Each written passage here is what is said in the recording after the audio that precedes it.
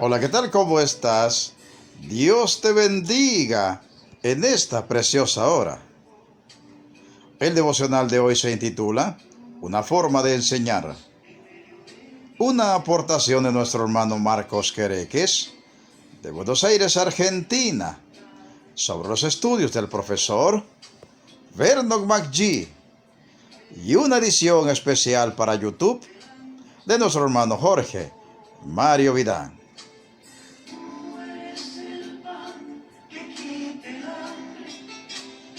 Amigo oyente, Romanos 6:17 dice así: Pero gracias a Dios que aunque eras siervos del pecado, habéis obedecido de corazón a aquella forma o molde de doctrina a la cual fuisteis entregados. Comenta el ilustrador cristiano: hay lugar para la diferencia de opinión en cuanto a lo que Pablo quiere decir precisamente con forma aquí. Significa originalmente una marca hecha por presión o impacto, un molde, patrón o ejemplo, y la copia de tal ejemplo o patrón o el molde de tal molde.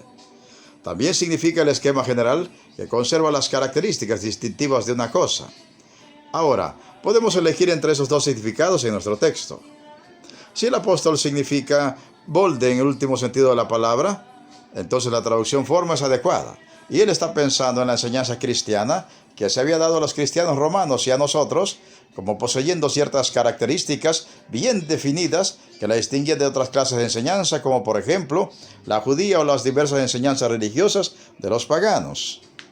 Pero si tomamos el otro significado, aquel tomado del molde de la metalurgia, entonces Pablo está introduciendo una metáfora vivida y pintoresca para reforzar su pensamiento, tal cual solía ser, y está pensando en la enseñanza que los cristianos romanos habían recibido como una especie de molde en el que ellos fueron arrojados, un patrón al que deberían conformarse.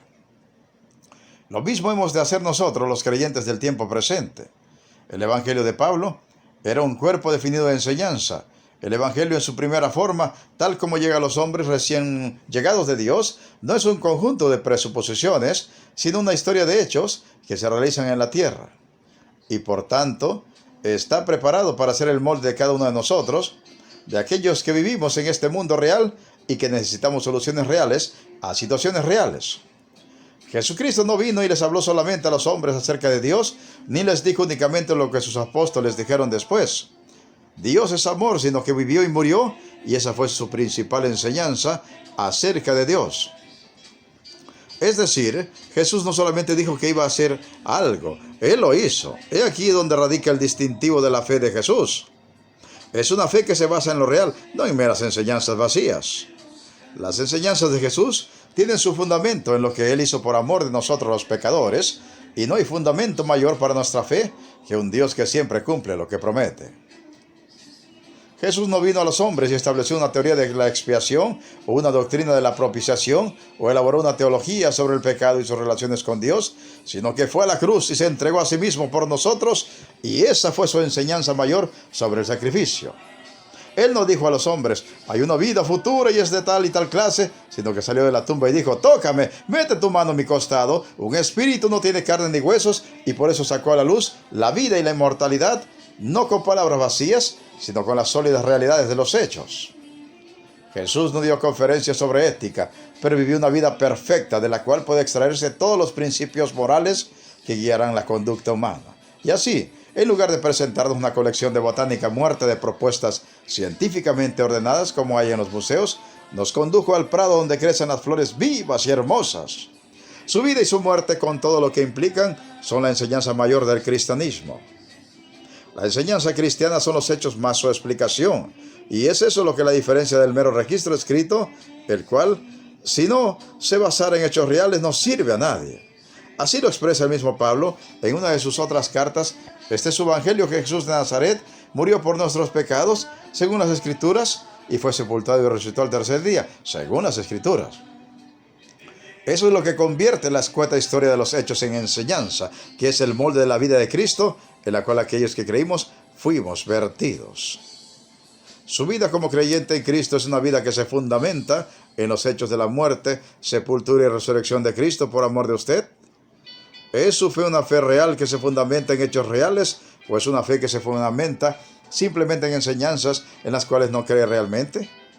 Si usted ha de dar por cierto que Cristo murió al pecado una vez por todas, entonces ha de creer que usted también ha muerto juntamente con él al pecado de una vez por todas. Si cree que efectivamente Jesús resucitó de entre los muertos a novedad de vida, entonces también ha de creer que en Cristo hay una nueva vida para usted. Si cree que Dios le perdonó en Cristo, entonces no tendrá tantas dificultades en perdonar así también a sus ofensores. Si usted cree que Jesús se dio a sí mismo por amor de usted, nada le costará dar algo por amor al prójimo. Si cree que le amó cuando murió por usted en la cruz, entonces no le resultará tan complejo amar a los demás. Si cree que él vino en obediencia al Padre, ahora que Dios es su Padre por la fe, también querrá obedecer al Padre de todo corazón. Esta y muchas implicaciones más nacen de dar a los hechos de la palabra como seguros. Por eso termino preguntando en esta preciosa hora: ¿es la obra de Cristo algo real para usted? ¿Esto implica un curso de fe y de acción que afecta todo en su vida? ¿Serán pues los hechos de la cruz y la tumba vacía algo que produzca un cambio real y dramático en todas las áreas de su vida? Meditemos y reflexionemos en la preciosa palabra de Dios y pongamos toda nuestra fe y todas nuestras obras en el Señor Jesucristo. Se despide de ustedes un siervo de Cristo y servidor de todos, Pedro Navarro Cartagena, desde los estudios de grabación de la Iglesia Cristiana La Viña de Jesucristo, ubicada en Progreso, Yucatán, México. ¿Y sabes qué? La mejor noticia: Cristo viene pronto. Preparémonos para volar a casa, hasta el reino celestial. Amén, amén y amén.